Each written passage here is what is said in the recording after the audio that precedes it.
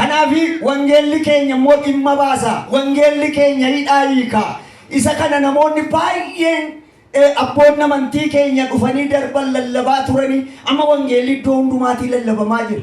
Yoo gama dhaqxan ortodoksii lallabaa jira, yoo as ol baatan immoo warri musliimotaa lallabaa jiru, yoo as deemtanii ilaaltan immoo warri waanii lallabaa jiru, warri waanii lallabaa jiru. Wangeelli al tokkollee taa'ee hin jiru. Yesuusumatu lallabamaa jira. Ameen. Yesuusumatu lallabama jira.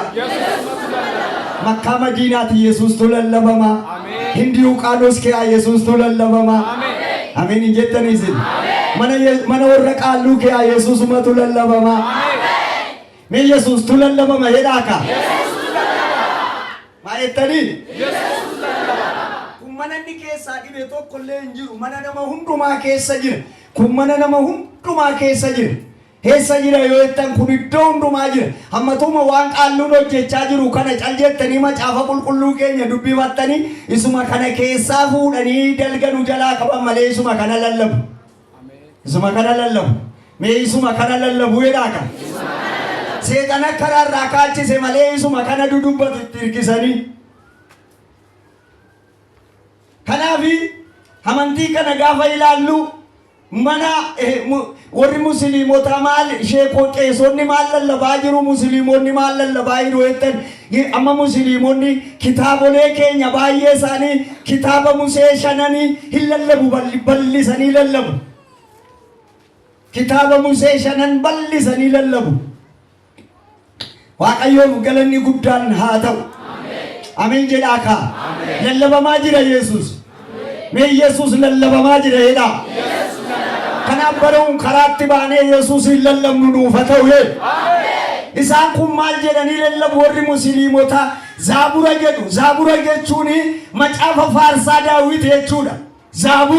Zaabura keessatti faarsaa Daawitedha. Nummoo yeroo hundumaa faarsaa Daawit lallabu. Isaanis faarsaa Daawit lallabu. Kitaabolee keenya keessatti gaafa isaaniin ilaallu maal jedhanii lallabu gaafa jennu macaafa seera Musee 5 jedhanii lallabu. Seera Musee keessa nus qabannee lallabaa jira. Waaqayyo ulfaata.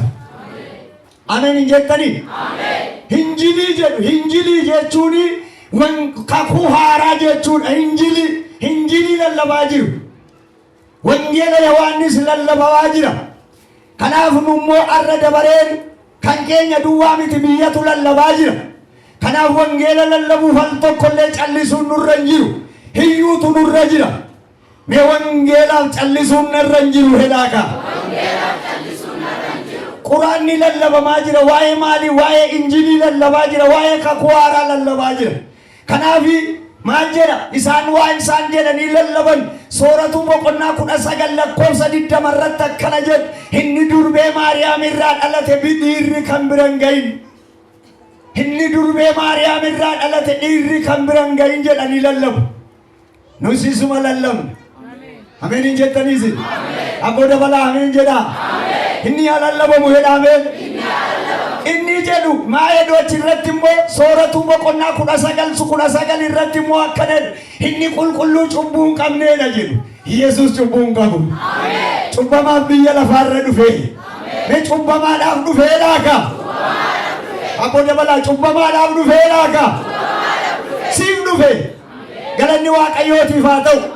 Kanaafi waan isaan jedhan hin beeknu halka walakkaa sa'aatii 9 ka'anii itti qabsiisu. Isuma kan keenyatti qabsiisanii jiru siif hin galle malee. Ameen hin jettanii? Minni kan keenyaa lafa qabateera hedhaa.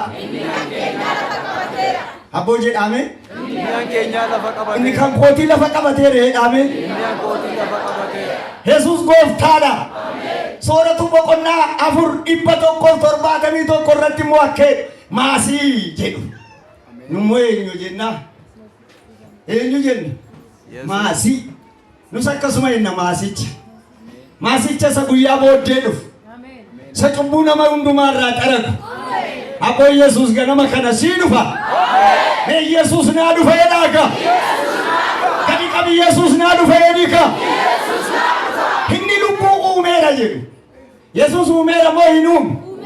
Kottaa nama uumnaa gaafa jedhe eenyu waamee? Kottaa nama uumnaa seera uumamaa boqonnaa 1 Yesuus lubbuu uumeeraa jedhu. Sooratu boqonnaa shan gaafa dhattanii ilaaltanii maal jedha inni lubbuu uumeera boqonnaa lakkoofsa 110 irratti inni lubbuu uumeera jedhu. Arran beeku kanumaan fayyida. Abboo ameen jedhi ka. Haleluuyaa. Yesus gooftaadha. Ameen hin jettaniisi. Amma qophaa'an jiran isa kana lallabuuf yoo Waaqayyo na gargaare mana hundumaatti lallabu lafa hundumaatti lallabuuf na keessa dhufeera. Ameen. Ni Yesus gooftaadha jedha. Ni Yesus gooftaadha jedha. Kanaaf dubbii Waaqayyo biraa dhufee jedhanii lallabu.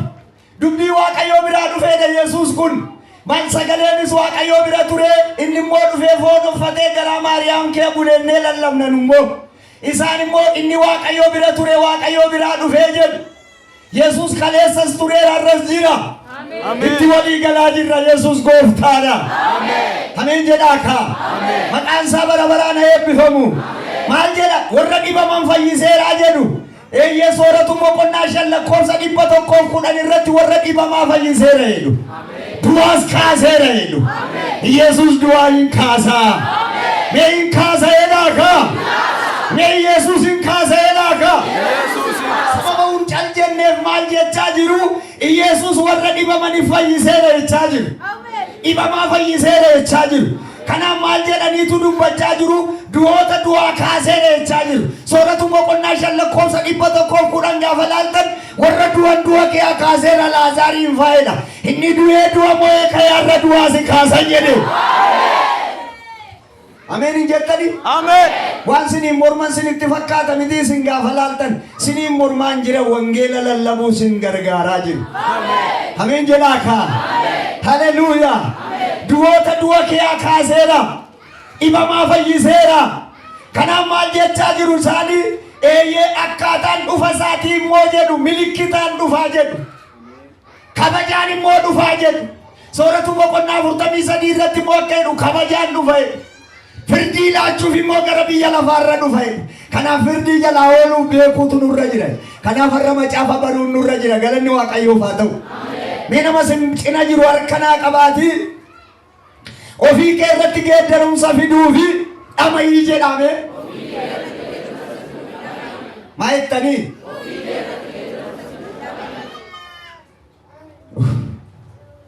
Mee daqiiqaa lamaan tokko ija keessa walirra buufadhaa kadhadhaa.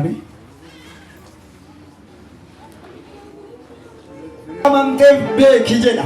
Waan waamamteef waamicha kee beeki. Waamicha kee beekta yoo ta'e hin miidhamtu. Waamicha kee beekta yoo ta'e namas hin miitu. Waamicha kee beekta yoo ta'e karaan sin rakkisu.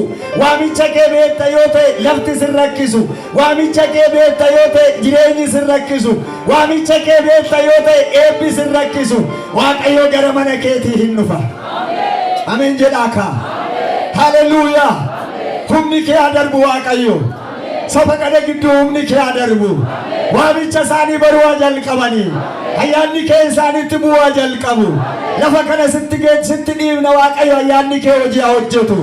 Nama miti hafuurri kee qulqulluun lafa kana irratti hojii haa hojjetu. Nama miti eenyummaan kee duwwaan lafa kana irratti hojii haa hojjetu. Yommuutu dhuftu hojiitu hojjetama. Harki kee inni hojii hojjetu. Lafa kana kan seene haa ta'u. Ameen kan seene haa ta'u. Hidhaa dhalootarraa kan kaase haa ta'u. Habaareen dhalootarraa kan ka'e haa ta'u. Ani fakkeenyaaf as baheen dhaabadhe humna waaqummaa keetti darbii hojii kee hojjedhu. Lafa kana si afeerra humna hafuura qulqulluu natti argami. Galanni siif haa ta'u. Ishi ol jedhaa. Waaqayyoof galanni guddaan haa ta'u. Yesus gooftaadha. Akkam jirtu? Maalorri gara olii kanaan an dubbiftanii akkam jirtuun jedhu. Kannaan mormu seexana malee hin jiru. Ameen hin jettanii? Haleluuyaa. Kanna jibbu biyya lafaarra seexana malee hin jiru. Isinin jaalladha. Akkam jirtuun jedhe. Aboo harkanatti qabe nagaa galata Waaqayyoo jedhi ka. Eeyyee kanumaan cababadha. Nagaa qabaannaan seexanni danda'ee garaa namaa keessa hin taa'u. Danda'ee boollaa namaa hin taa'u. Danda'ee hin taa'u. Teessuman irra taa'urra danda'e hin taa'u. Abboo uffati keenya iyyuu qoricha. Abboo ani soogidda jedhame. Ani qoricha jedhame. Kanaaf nuyi nagaa keenyaan biyya dhaalla. Nagaa keenyaan lafa dhaalla. nagaa keenya ollaadhaalla nagaa keenya eebbadhaalla mi'aani nagaa dheeraa gaditti qabaatiye mootiin nagaa ganama kana si haa argatu haleluuya nagaa kiristaanni nagaan qabu yoo ta'e waan biraatu mana isaatti gala kiristaanatti galee kan jiru nagaadha maaltu sitti galee jireedha nama sin cina jiru jedhi yaa isheedhaan jedhi ati isaan maaltu sitti galee jira waliin jira Yesuus sitti haa galu jedha jedhame Yesuus sitti haa galu jedha atu Yesuus sitti galee birriin isin rakkisu itu Yesuus sitti galee jireenyi isin rakkisu itu Yesuus sitti galee dhukkubi isin rakkisu ameen jettanii isin mi'aan akka Yesuus warri isinitti galuu isaa barbaadan harka keessan ol kaasa har'a jireenya ofii keetii irratti geeddarumsa fiddee galta ilaa ergaan koosa kan nama irratti miti isa jalqabaa ofii kee irratti geeddarumsa fiddaa isa lammaffaa immoo ollaa kee irratti geeddarumsa fiddaa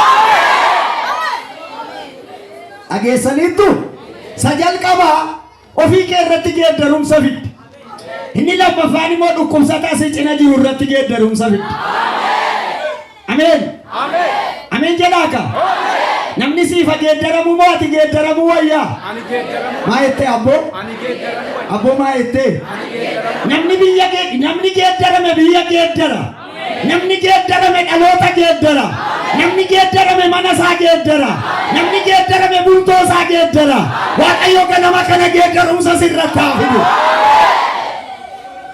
haleluuya Yesuus gooftaadha macaafa abboota keenyaa keessatti kan nuti ilaallu dhaloota geeddaraman argina dhaloota geeddaramanii biyya geeddaran argina dhaloota geeddaramanii mana isaanii geeddaran argina dhaloota geeddaramanii ikoonoomii isaanii geeddaran argina har'a waaqayyo si geeddara isa booddee immoo hin beeku ameen atsitu geeddarama isa booddee immoo hin beeku situ malata ameen jettu abboo metti mormi nama si cina jiru meesitu geeddarama jedhime ergasii booddee immoo dhalootatu si hin geeddarama jedhime